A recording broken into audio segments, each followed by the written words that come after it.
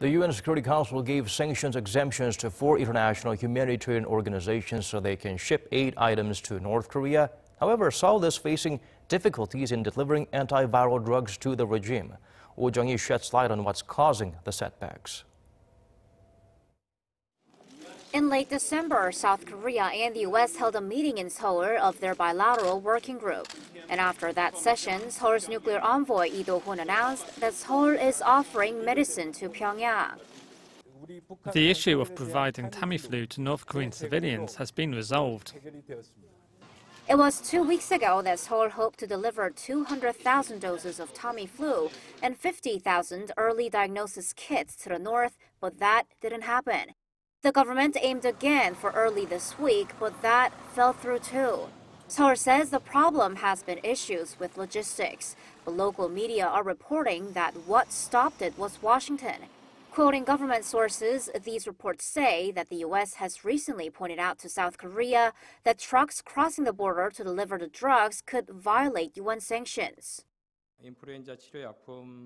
The flu medicines are for humanitarian purposes, and the U.S. was positive about it. There have been reports that the U.S. blocked our provision of medicine last weekend, but that's not true. We are closely coordinating with the international community and the relevant countries to prevent problems regarding sanctions.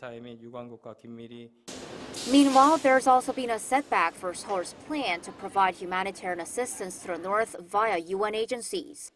Last year, South Korea had $8 million allocated to donate to UNICEF and the World Food Program to provide medical care and nutritional support.